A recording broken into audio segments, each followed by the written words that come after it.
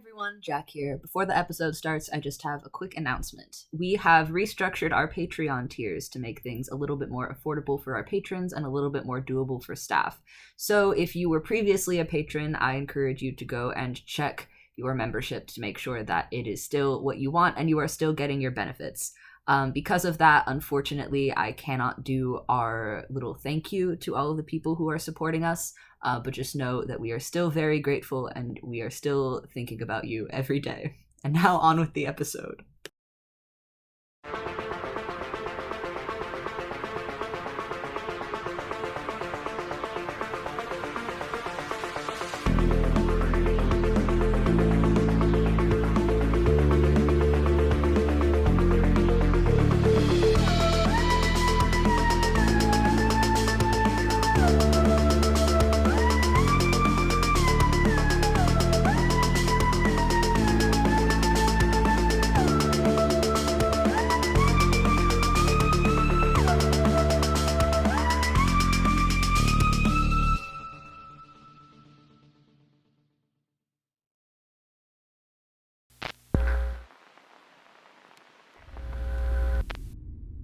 The following is a personal communication from the office of Dr. Lucille Calvin.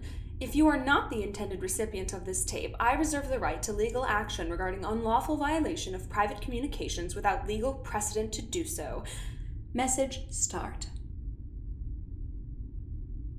Hello, Clarence. I hope you aren't receiving this terribly late in the day. I suppose I'll jump right in.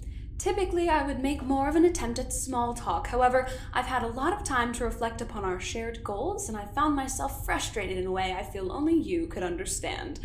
As you are well aware, I arrived at Mnemosyne with the intent to redirect the Huxley project in a way that was more conducive to our shared corporate mission. The project has been all but officially marked as a Mnemosyne-Jessia collaboration, the first one since the war. But it's a success I can hardly enjoy when I'm so busy thinking about ghost stories. I could tell you in near perfect detail an account of the day I arrived. I've spent an excruciating amount of time on when, where, and why of the thing, but only a handful of people truly know the how. And one is the ghost at the center of all these stories.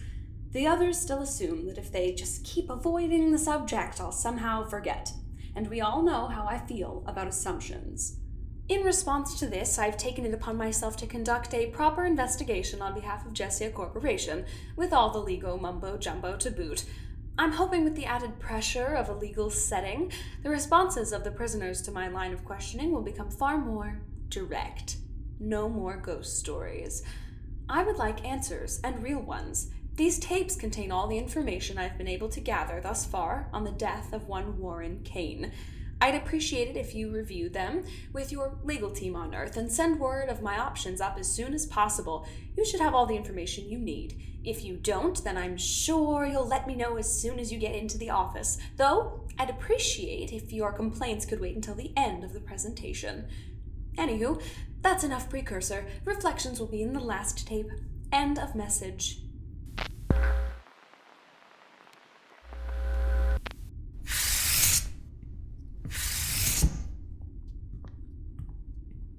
Aster, thank you for coming so quickly. You didn't give me much of a choice. It's hard to avoid participation in an active investigation. True, but I find courtesy creates a better rapport with employees. Is that what I am? In some capacity, yes. However, that isn't relevant to why I called you here, of course. Of course. Please, take a seat. Please introduce yourself for the recording. Dr. Aster Huxley, head neurologist at Mnemosyne Prison. To confirm, you worked with Dr. Kane for the entire course of this experiment, and you were there for the events leading up to his death, yes? Yes, I was. Your testimony has already been gathered on the event itself, but I was hoping to get more into the nuance. Such as? Such as, what changes did you notice in the scans? How were the patients physically affected by what was shown on the scans, etc., and so forth? I hate to disappoint Dr. Calvin, but I was far more preoccupied with the fact that Miss Kroeber and I were being actively blackmailed via the threat of Mix Algernon's life, who I spent most of my waking hours with watching to make sure they weren't suddenly going brain dead. Not to mention the fact I wasn't even present for the actual event of Dr. Kane's death, because the lab was broken into with a battering ram and Miss Kroeber was taken away to solitary confinement. But, as head neurologist of Mnemosyne, you are required to keep record of any experiment that takes place, so that it may be archived by Mnemosyne Corporation, correct? Yes. Good. Then, you don't have to recall. We can review these scans together. Judging by the timestamp, I believe this is the earliest one in the series. Thus, I might venture an educated guess that this is from the initial event of Dr. Kane commandeering control of the experiment. Would I be amiss in thinking that, Doctor?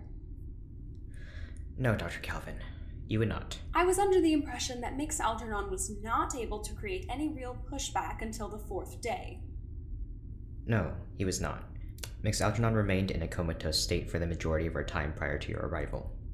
Then why is it that here there is a sudden spike in activity from Mix Algernon while Dr. Kane momentarily decreases? It's simply the brain responding to direct stimuli, much like the body would respond to electrical stimuli. And that somehow affects Dr. Kane? I imagine that I imagine that has something more to do with his own equipment tampering and... It's so interesting you mention that, Aster, because according to these same experiment records, there was an open external dialogue channel during this activity spike from Mix Algernon. Can a comatose person speak, Doctor? Communicate with the living? I think you'll find your time here much less complicated if you're entirely honest with me, Aster. Yes. There was an open external dialogue channel from Mix Algernon. And what did they say? They said they felt a barrier and they were actively pushing against it to remain in contact with us. And do you believe that Mix Algernon pushing against this barrier is what led Warren Kane to a state of semi-consciousness as well? Yes. I do. See, Aster, telling the truth wasn't so hard after all. Now, moving on to the next scan. What exactly is the purpose of this investigation? I told you, to investigate the cause of Dr. Warren Kane's death. I know what you decided to tell me. Yes, the explanation you thought would make me the most agreeable. Can't a scientist be curious, Aster?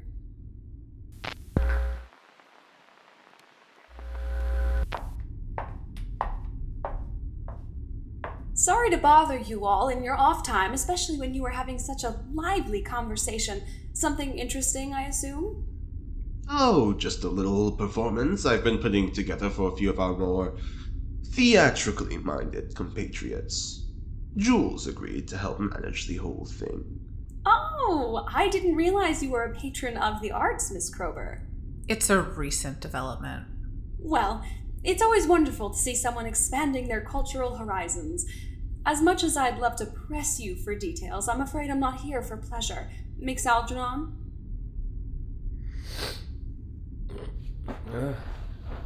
May I have a moment of your time? What do you need to speak to them for? Oh, we're just conducting a little bit of a legal investigation. Nothing too serious, it's still in the beginning stages. Is this about Dr. Kane? I can't disclose all the details, but something like that, yes. Do you mind if I take a moment of your time? I don't think I can stop you, so... Fabulous! Let's walk and talk, shall we? Come on. I swear I won't bite. If anything, I'd be more worried about my nails. Thank you. This shouldn't take too terribly long at all. God, what's her damage? If we truly made an attempt to answer that question, I don't believe we'd ever leave this cell. Jules. Would you please state your name and intake number for the record? Victor Algernon, intake number 1095. Thank you. You said this was about Kane? What about him? You're smart, Victor. I imagine you're quite aware of the circumstances. Warren's machine, right? Precisely. Y'all already tested it. You have his notes. Isn't that enough? You know, I meant to be the one asking the questions here. Algernon, I've been looking into whatever happened before my arrival here.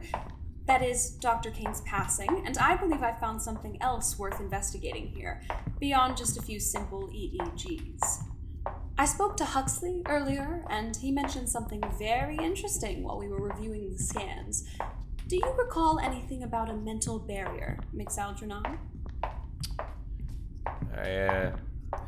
I don't really get what you mean. According to Dr. Huxley, prior to entering a comatose state, you had a conversation in which you mentioned that you were pushing against some sort of mental barrier that Dr. Kane had created. What do you recall about this? I still have no idea what you're getting at.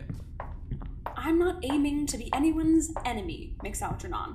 I only want to seek out answers so that we can all move forward with our lives and forget this entire conundrum. What are your answers getting used for? Closure, Algernon. Progress. Isn't that all anyone ever really looks for? Besides, this is only a routine investigation. As soon as this is all over, I'll be sealing up these files and they'll be sent away to our archives.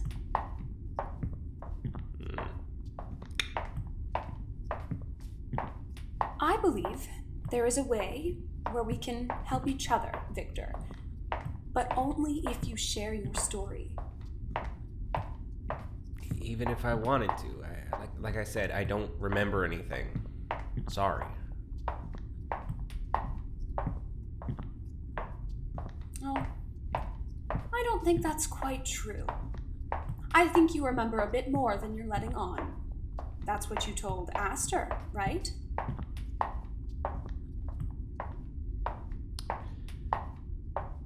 What?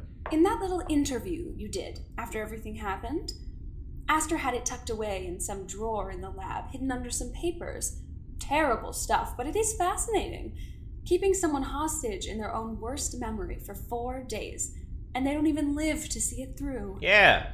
Too bad about that guy who could have helped you with that. Oh, but I'm not looking for Dr. Kane's perspective, Algernon. I'm looking for yours. Because I think whatever you may have stumbled into is far more interesting. Because it's one thing to engineer a death trap, but it's another thing entirely to escape one. And how am I even supposed to tell you what I did if I don't even remember or know what I did? I think you do, Algernon. I think you have more information than you realize rattling around in that head of yours. You just don't know what to do with it. We do.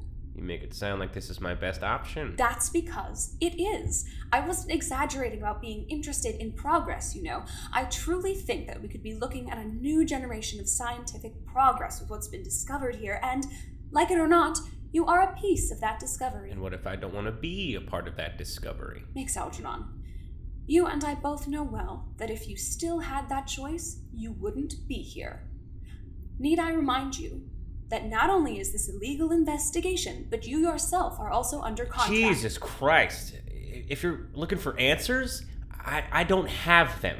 I don't know what I did to Kane, and I'm certainly not trying to remember it. And I don't know what you want me to say. Whatever you heard in that tape, which wasn't meant for you, by the way, that is all I know. That's all you're gonna get. We're done here.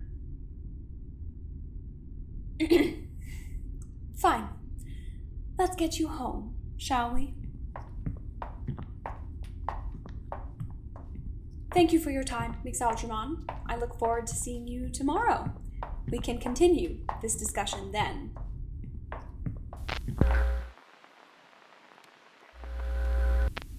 If I were to estimate... Hold on a minute, Roger. I only just started recording. You'll have to start again. These things are hardly Earth standard. Like most things here, this equipment would be called outdated in a high school chemistry lab. Hardly an optimistic way to view the situation. Good thing you paid me to be an engineer, not a life coach. I'm only saying your sour attitude might benefit from some healthy optimism. Experience is all just point of view, after all. Of course, you're going to be miserable if you decide to be miserable. And you consider yourself an optimist? On the best days, yes. Huh. Anywho, please go ahead and state your full name and title, please, for legal purposes. I'm Dr. Roger Morris, head engineer for Project M13 or G something. Head engineer for whatever we're calling this project now. Fabulous. Now back to the question I asked you before. Dr. Kane's notes. You've been trying to decipher them, yes? Trying, sure. That's one of the words you could use. What words would you use? Less trying, more struggling. I can hardly tell the difference between the real stuff and the junk he chucked in later to throw off anyone trying to read it. He did a great job in making sure that we've got about equal chance of recreating the process and at blowing ourselves up. I'm honestly shocked he didn't blow himself up. It's a struggle. If Dr. Kane were still with us, I think I'd wish he were dead. But you have been working with the machine, yes? If I understand correctly, it's fully operational at this point. Fully is giving it a little too much credit, but it works, by the grace of God. So you, at the very least, understand how it was originally meant to be operated. What are you getting at? If you understand how it was originally meant to operate, even without the assistance of Dr. Kane's notes, then I want you to explain to me how that same machine can be corrupted by the force of one person when it was intentionally designed to put that second user into a chokehold. Explain it to me like a child. Okay, imagine two race cars on a track. The track and the cars are both designed by the same person in order to give one of the drivers an unfair advantage. The first driver's car is made to be able to handle more power and given a few more bells and whistles, and the second driver's car is standard model. But they're sharing the same track. That's the key thing. Right. So, every time the first driver is just a little bit in front of the second one, and if need be, can easily overpower them at the finish line. This works for a while, but the designer forgot to count on one important detail. The skill of the second driver. I'm beginning to understand. Right. You can make a car as fancy as you want, but if someone's able to outmaneuver you, then it doesn't matter. You'll swerve into the fences anyway. Makes Algernon simply cut Dr. Kane off at the turn. Exactly. So, this is all to say, Victor Algernon's ability isn't something completely exceptional. It's obtainable. Some people just have the talent other people have to train years for, but yeah, sure, it's possible. Vic's the only one we're probably gonna get right now, though. You've got that look. What look is that, Roger? The kind that means I should probably expect a change of plans. That's the exact pessimism I'm talking about, Roger. You sound like you think that a change of plans is a bad thing. Never said it was a bad thing. Just kind of feels like hitting a hornet's nest with a bat. Roger, did you know that hornets can't see in the dark? What's more, they're very good at detecting motion, but only above a certain speed. If you move in the dark, and you move slow enough, you can hit their nests with anything, with remarkably few consequences. Retaliation is short-lived and futile when smaller creatures are distracted. Or divided, which I'm already working on. Someone's in a good mood today. I told you, an optimistic attitude is very important. I think that will be all. This concludes the majority of my investigation. I feel that I have made great strides in answering the questions that I set out to confront and have come to the conclusion that Dr. Warren Kane's death is not simply lightning in a bottle, but rather a perfect storm of circumstances. It is not Mix Algernon's capabilities that are extraordinary. It is the series of coincidences that put him in that chair next to Kane. We already know it is possible to restore the equipment to its original state, but knowing that it is potentially possible to create another user, well, that's a game changer. However, for now, I think we'll have to work towards that. Right now, we need Mix Algernon to be cooperative with us until we have enough data to train someone Earthside to take their place.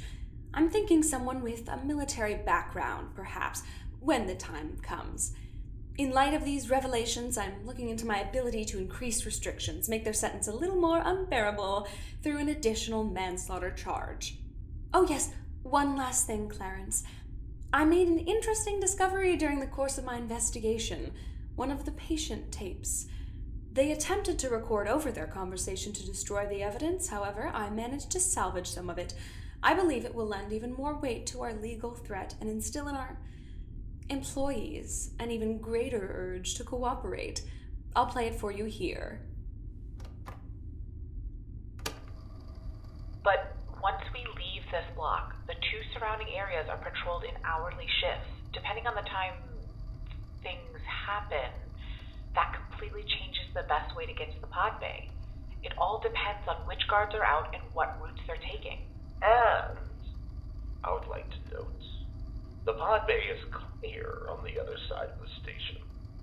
If one were to attempt to leave via Block A and loop through the entire station, it would simply leave too much exposure to... Yeah, but the main hall is one of the most heavily patrolled areas in the entire building because it's a central hub. Guards are always on circulation. Jules, I'm afraid this is a case where there is no good way to operate without being seen. Thus, we should focus on trying to remain in densely populated areas, with less time openly exposed. Why are y'all looking at me? I don't know any better than you. Yes, but you could at least provide your input on the situation and help create something of a compromise. Yeah, but I don't really got anything right now. You good? Oh yeah, I'm fine. I think I'm just kind of overwhelmed by logistics and stuff. I'm just gonna lie down by myself for a bit. I'll be more useful later. The good blankets are always available to you.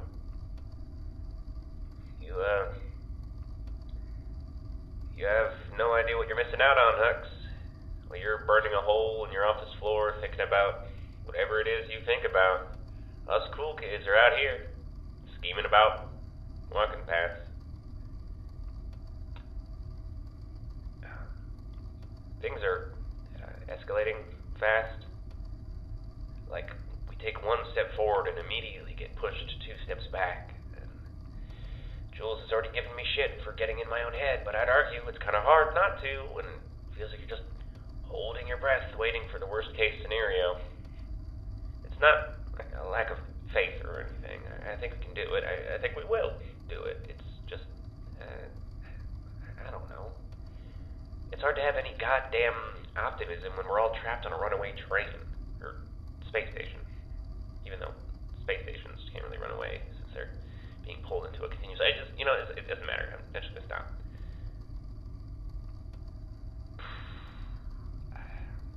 I feel like I only talk to you through this thing now. I would try to talk to you face to face, but, unnecessary attention and all that shit.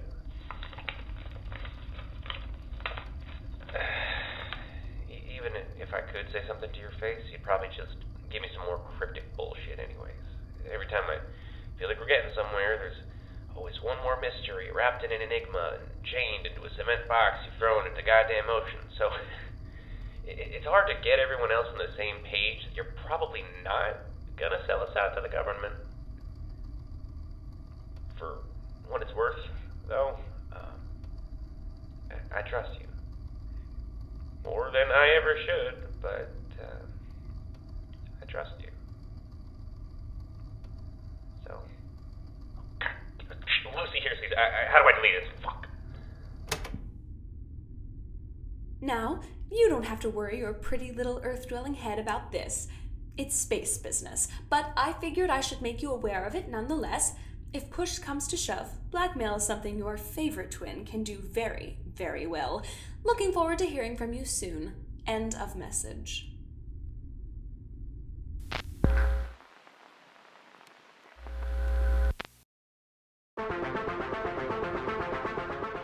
Today's episode was written by Stanford Blue. It featured Leland as Victor Algernon, Varis Zima as Aster Huxley, Serina Johnston as Jules Kroeber, Finn Carter as Roger Morris, Noelle Salisbury as Lucille Calvin, and E.G. Tariku as Hugo Highsmith. Our editor is Stoker Leopold, and our music is by Sloan Van Dyke. If you like what we do here and want to follow us on social media or support us on Patreon, all of that information will be linked in the description below. Thanks for listening.